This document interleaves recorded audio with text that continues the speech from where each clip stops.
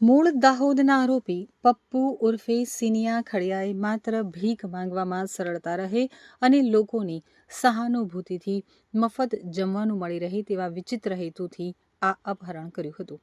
Police કમિશનરની દેખરેખ હેઠળ 120થી વધુ પોલીસકર્મીઓની ટીમે ટેકનોલોજી અને હ્યુમન ઇન્ટેલિજન્સના માધ્યમથી આ સફળ ઓપરેશન પાર પાડ્યું હતું. બાળકીની શોધખોળ માટે 5 પોલીસ ઇન્સ્પેક્ટર અને 9 પીએસઆઈ સહિતની ખાસ ટીમ તૈનાત કરવામાં આવી હતી.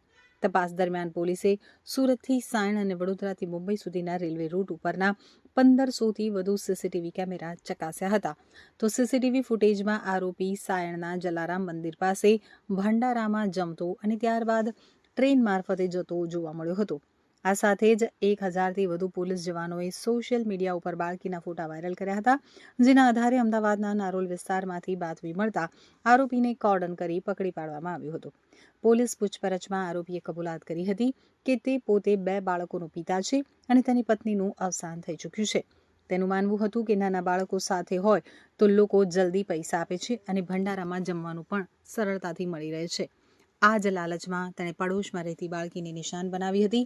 એડિશનલ સીપી કરણરાજ વાઘેલાએ જણાવ્યું હતું કે મેડિકલ તપાસમાં બાળકી સાથે કોઈ પણ શારીરિક છેડછાડ કે અઘટિત ઘટના બની હોવાનું સામે આવ્યું નથી, જે એક મોટી રાહતની બાબત છે. સમગ્ર મેગા ઓપરેશનમાં સુરત પોલીસની સાથે રેલવે પોલીસ અને આરપીએફને પણ એલર્ટ કરવામાં આવ્યા હતા. સીસીટીવી ફૂટેજમાં આરોપી સાથે તેના પોતાના ગણાતા અન્ય 2 બાળકો પણ જોવા મળ્યા હતા, જેના વાલીઓ અંગે હાલ પોલીસ વધુ તપાસ કરી રહી છે. તો 84 કલાક સુધી સતત ચાલેલા આ ઓપરેશનમાં ટેકનોલોજી અને જાહેર જનતાના સહયોગથી માસૂમ બાળકોની હેમખેમ પરિવાર સાથે મિલાવવામાં પોલીસ સફળ રહી છે. અમરોલી વિસ્તારમાં 2 એપ્રિલના રોજ જે છાપરાવાડી એરિયા છે, છાપરા ભાઠા, એના કિનારે એક બેન છે, એમની સાથે એમની દીકરી એ રમતી હતી અને એ દીકરી પછી ગુમ થઈ ગયેલી હતી. બેન જે દીકરી ગુમ થઈ એના 24 કલાક બાદ અમરોલી પોલીસમાં ફરિયાદ આપવા આવ્યા હતા. આજે બેન છે એમના પતિથી એમણે અલગ રહે છે અને એમની દીકરી જે 4 વર્ષની દીકરી છે એ ગઈકાલે ગુમ થઈ છે એ પ્રકારની એણે હકીકત આપી હતી. તાત્કાલિક બનાવની ગંભીરતાને ધ્યાને રાખીને 4 વર્ષની બાળકીના અપહરણનો કેસ છે ધ્યાને રાખીને અમરોલી પોલીસ સ્ટેશનની ટીમ સાથે સાથે એમના ડીસીપી ઝોન 5 એમની એલસીબીની ટીમ અને સુરત શહેર ક્રાઇમ બ્રાન્ચ આ બાળકીને શોધી કાઢવા માટે અલગ અલગ ટીમો બનાવેલી હતી. 5 ઇન્સ્પેક્ટર, 9 સબ ઇન્સ્પેક્ટર અને 110 પોલીસ એમ કુલ મળીને આ બધા અધિકારીઓની કુલ 10 જેટલી ટીમો સમગ્ર સુરત શહેર વિસ્તારમાં આ બાળકીને શોધવા માટે કાર્યરત થઈ હતી. એક સીસીટીવી કેમેરાઝના આધારે એક નાની હકીકત એવી મળી હતી કે આ જે વ્યક્તિ છે એ વ્યક્તિ અન્ય 2 બાળકો સાથે, આ નાની 4 વર્ષની દીકરી, ત્રીજી દીકરી છે એની હાથમાં 3 બાળકો હતા, અન્ય 2 બાળકો સાથે 4 વર્ષની દીકરીને લઈને સાયણ તરફ ટ્રેનમાં જતો દેખાયેલો હતો અને સાયણ પહોંચ્યા બાદ આ વ્યક્તિની કોઈ બીજી હકીકત મળતી નહોતી.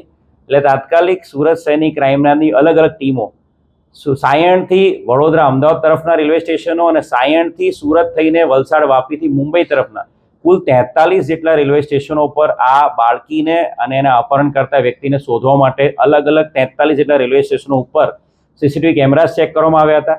સાથે સાથે એક હ્યુમન ઇન્ટેલિજન્સ આધારે જે હકીકત મળી હતી કે આવા પ્રકારનો વ્યક્તિ અલગ અલગ જે લંગર કે પછી જ્યાં ફ્રીમાં જમવાનું મળતું એવા વિસ્તારોમાં આ વ્યક્તિ પહેલાં દેખાયેલો હતો. તો એના આધારે રેલવે સ્ટેશનની આસપાસના તમામ દંગાપડાઓ, એની સાથે સાથે મંદિરની આસપાસના વિસ્તારો જ્યાં ફ્રીમાં ભોજન મળતું હોય ત્યાં પણ તપાસ કરવામાં આવી હતી. અને છેલ્લે સોશિયલ મીડિયા ઉપર આ બાળકી છે એની હકીકત એના ફોટોગ્રાફ સાથે ગઈકાલે તમામ સોશિયલ મીડિયા પ્લેટફોર્મ પર મૂકવામાં આવી હતી. સુરત શહેરના 1000થી વધુ પોલીસ કર્મચારીઓ પણ પોતાના વોટ્સઅપ સ્ટેટસ ઉપર આ બાળકીની હકીકત માટે લોકોને અપીલ કરતો મેસેજ મૂક્યો હતો અને જેના આધારે આજે વહેલી સવારે એક મોટી સફળતા બાળકીને શોધી કાઢવામાં મળી છે. અમદાવાદના એક નારોલ વિસ્તારના જાગૃત નાગરિકે સુરત શહેર ક્રાઇમ બ્રાન્ચના પીઆઈને ફોન કર્યો હતો અને કહ્યું હતું કે આ ફોટોગ્રાફ જે સોશિયલ મીડિયા પર વાયરલ થયો છે, આ દીકરીને આ વ્યક્તિ સાથે મેં ગઈકાલે એક જગ્યાએ જ્યાં ફ્રીમાં જમવાનું મળે છે એ જગ્યાએ એને બેઠેલો અને જમતો જોયેલો હતો. તાત્કાલિક ક્રાઇમ બ્રાન્ચની જે ટીમો વડોદરા અને આણંદમાં તપાસ કરી રહી હતી એ ટીમો તાત્કાલિક અમદાવાદ જવા રવાના થઈ હતી અને સાથે સાથે અમારા જે ડીસીપી ક્રાઇમ બ્રાન્ચ ઓઝિયા સાહેબ છે એમણે અમદાવાદનો પણ સંપર્ક કર્યો હતો અને અમદાવાદની નારોલ પોલીસની ટીમ અને સુરત શહેર ક્રાઇમ બ્રાન્ચ તમામ ટીમોએ જે વિસ્તારમાં આ બાળકી ગઈકાલે રાત્રે જોવા મળી હતી વિસ્તાર કોર્ડન કર્યો હતો અને વિસ્તારમાંથી આ બાળકીને હેમખેમ શોધી કાઢવામાં સફળતા મળી છે. જે આરોપી છે પપ્પુ પપ્પુભાઈ ખડિયા જાતે ભુરિયા એ ઓરિજિનલી દાહોદનો છે અને અહીંયા તાપી નદીના કિનારે આ છાપરા ભાઠા એરિયાના કિનારે છૂટક મજૂરી કામ કરે છે અને આ વ્યક્તિ છે એની સાથે અન્ય 2 બાળકો પણ મળી આવે છે. આ દીકરી અને એ બાળકોને ભીખ માંગવાના આશયથી અને જેથી કરીને આ બાળકીઓ અને બાળકો એની સાથે હોય તો એને ફ્રીમાં જમવાનું મળી જાય અને ભીખ પણ મળી જાય એ આશયથી આ બાળકીને લઈને નીકળી ગયો હતો. એની સાથે જ અન્ય 2 બાળકો મળી રહ્યા છે. હાલ પ્રાથમિક પૂછતાછમાં એના બાળકો હોવાની હકીકત દર્શાવે છે, પરંતુ એ બાબતે પણ આ બંને બાળકોના વાલી વારસો બાબતે અને બંને બાળકોની આઈડેન્ટિટી બાબતે પણ હાલ ક્રાઇમ બ્રાન્ચ સુરત શહેર તપાસ કરી રહી છે. બાળકી જે છે એની સાથે કંઈ પણ પ્રકારનું અજુગતું કે કંઈ બીજું કંઈ થયું નથી એ બાબતે સંપૂર્ણ ડિટેલ એની મેડિકલ તપાસ પણ કરવામાં આવી રહી છે અને આરોપીને અમરોલી પોલીસ દ્વારા અટક કરવામાં આવશે અને એની વધુ રિમાન્ડ લઈને આગળની પૂછપરછ કરવામાં આવનાર છે.